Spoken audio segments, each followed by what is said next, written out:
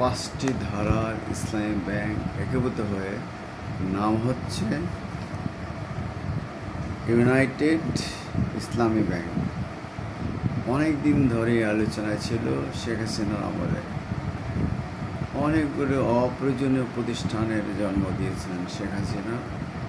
তার ডিসপেন্সারদের এগুলো দিয়ে তিনি যেমন আর্থিকভাবে লাভবান হয়েছেন, তেমন ব্যক্তিগুলো এই ব্যাংক থেকে টাকা লুটপাট করে তারা লাভবান হয়েছে, এটা আমরা সকলেই জানি।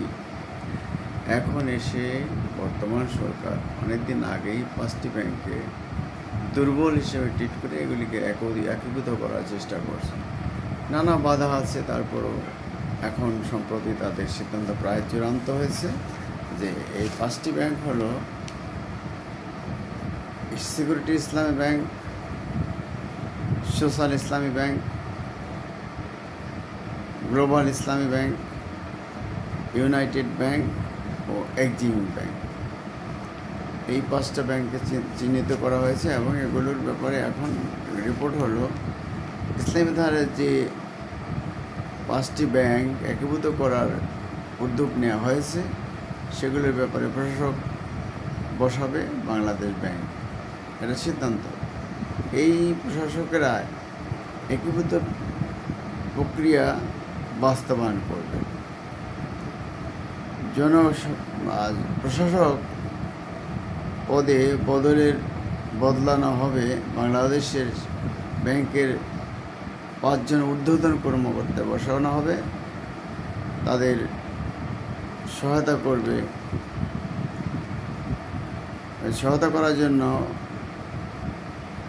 ব্যাংকে পদগুলিতে বাংলাদেশ ব্যাংকের আরও 4 জন কর্মকর্তাকে ওখানে পদায়ন করা হবে। এর মাধ্যমে 5 ব্যাংক মিলে ইসলামী ধারার একটি বড় ব্যাংক গড়ে উঠবে। চলতি বছরের মধ্যে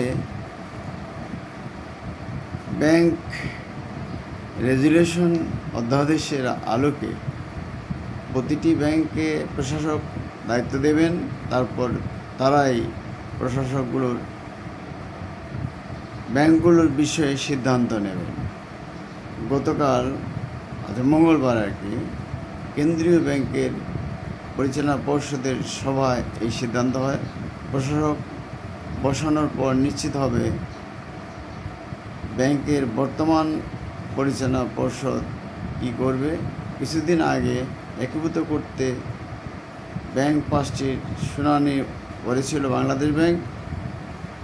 ব্যাংকগুলোর আর্থিক অবস্থা তারা বক্তব্যে সন্তুষ্ট না হয় বিষয়টি বাংলাদেশ ব্যাংকের পরিচালনা পর্ষদের উপস্থাপন করা হয়। ইসলামী ব্যাংক নতুন ব্যাংকের নামে লাইসেন্স ইস্যু করবে কেন্দ্রীয় ব্যাংক, তখন সেটির স্বাধীনভাবে চলতে থাকবে। 5 ব্যাংকের সম্পদ ও দায় চলে যাবে কেন্দ্রীয় ব্যাংকে, অর্থাৎ নতুন যে ব্যাংক। পর্ষদ সভা শেষে বাংলাদেশ ব্যাংকের মুখপাত্র আরিফ সোহেল খান সাংবাদিকদের বলেন, ব্যাংক একীভূত করতে 5 বছর সময় লেগে যাবে। অনেক সময়টা কঠিন হবে গ্রাহকদের জন্য। এই প্রক্রিয়া শুরু হয়ে গেছে। এখন প্রশাসকেরা এই ব্যাংকগুলোর দায়িত্ব নেবে। আগে পর্ষদ ও ব্যবস্থাপনা দল বহাল থাকলেও পর্ষদ অনেকটা নিষ্ক্রিয় পড়বে। একীভূত করার প্রক্রিয়া শেষ হলে ব্যাংকগুলোর বর্তমান পর্ষদ ও ব্যবস্থাপনা পরিষদ বাতিল হয়ে যাবে। ইউনিয়ন ব্যাংক এবং এক্সিম ব্যাংক একটু গড়িমসি করছিল, ফলে এই কিছুটা দেরি হয়ে গেছে, কিন্তু এখন আর দেরি হবে না জানা গেছে। নতুন পর্ষদ দায়িত্ব নেওয়ার 1 বছরের ঘুরে দাঁড়াতে না পারায় ব্যাংক 5টিকে একীভূত করার আওতায় আনা হয়েছে। একীভূত প্রক্রিয়া বাস্তবায়নে শীঘ্রই 5 ব্যাংকে নন ভায়াবল বা অকার্যকর ঘোষণা করে চিঠি দেবে বাংলাদেশ ব্যাংক। এর মাধ্যমে 5 ব্যাংকে জানানো হবে তারা নিজেরা ব্যাংকিং সেবা দেওয়ার জন্য সক্ষম না। এরপরই প্রশাসকেরা ব্যাংকগুলোর দায়িত্ব নেবেন। প্রশাসকেরা শুরুতে ব্যাংকগুলোর যে সম্পদ রয়েছে তা পুনর্মূল্যায়ন করবে, পাশাপাশি প্রযুক্তির মাধ্যমে সব ব্যাংকের সম্পদ ও দায় এক করে ফেলার উদ্যোগ নেবে। জনবল পর্যালোচনা করে ব্যাংকগুলোর মানব সম্পদ বিভাগ একীভূত করা হবে। বাংলাদেশ ব্যাংকের একজন জ্যেষ্ঠ কর্মকর্তা জানান, প্রশাসক হিসেবে নির্বাহী পরিষদ ও জ্যেষ্ঠ পরিচালক পদের কর্মকর্তাদের বসানোর সিদ্ধান্ত হয়েছে। এছাড়া সনদপ্রাপ্ত আর্থিক বিশ্লেষক, ব্যাংকিং নীতি ও প্রবিধি বিভাগ এবং ব্যাংক পরিদর্শনের সঙ্গে যুক্ত কর্মকর্তাদের প্রশাসক দলে রাখা হবে। কেন্দ্রীয় ব্যাংকের হিসাব অনুসারে একীভূতকরণ প্রক্রিয়া সম্পন্ন করতে প্রয়োজন 35,200 কোটি টাকা। এর মধ্যে সরকার দেবে 20,200 কোটি টাকা। এছাড়া ব্যাংক ও আর্থিক প্রতিষ্ঠানের চাঁদার টাকায় গড়ে ওঠা বাংলাদেশ ব্যাংকের তহবিল থেকে 7,500 কোটি টাকা শেয়ার রূপান্তরিত করা হবে।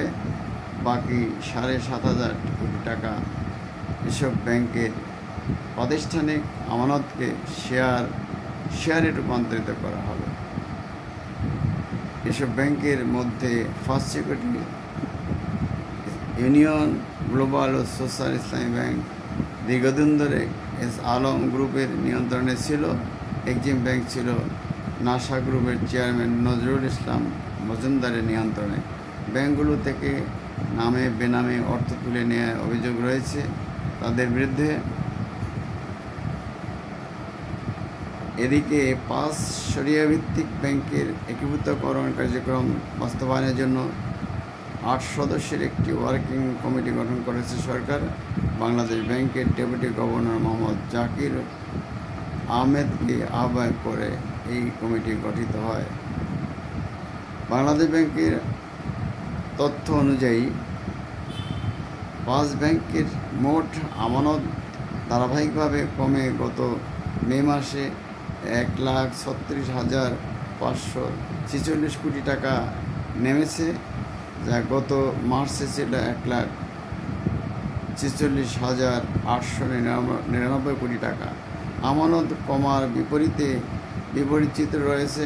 ঋণে সুবিধাসহ নিয়মিতভাবে ঋণের কিস্তি বেড়ে যাচ্ছে।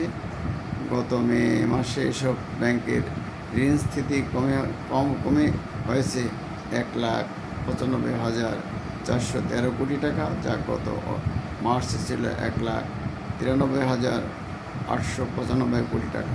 সব মিলিয়ে 5 ব্যাংকের খেলাপি ঋণের পরিমাণ দাঁড়িয়েছে প্রায় 1,47,000 কোটি টাকা, যা মোট ঋণের প্রায় 77%।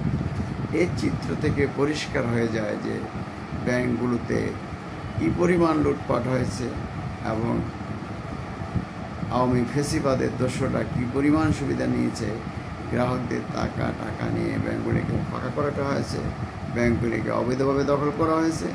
সরকার পরিবর্তনের পরে ব্যাংকগুলি দখলমুক্ত করা হয়েছে, কিন্তু ঋণের টাকা তোলা যাচ্ছে না। তবে সরকার গ্যারান্টি দিচ্ছে যে গ্রাহকরা ক্ষতিগ্রস্ত হবে না।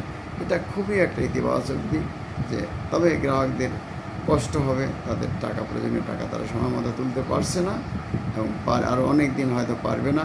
এ ব্যাপারে বাংলাদেশ ব্যাংকের কেন্দ্রীয় ব্যাংকের স্পষ্ট বক্তব্য থাকা উচিত। আমি ডিবেট উইথ রানা চ্যানেল এবং নিউ বাংলা টিভির পক্ষ থেকে আপনাদের সকালের শুভেচ্ছা জানাচ্ছি। আমার চ্যানেলটিকে সাবস্ক্রাইব করার জন্য অনুরোধ জানাচ্ছি এবং আপনারা অবশ্যই এই চ্যানেলগুলোকে শেয়ার এবং লাইক করবেন, আমাকে নতুন ভিডিও তৈরি করার প্রেরণা দিবেন। আমি আপনাদের সাথে থাকতে চাই, আমরা সবাই ভালো থাকতে চাই। খোদা হাফেজ, আসসালামু আলাইকুম।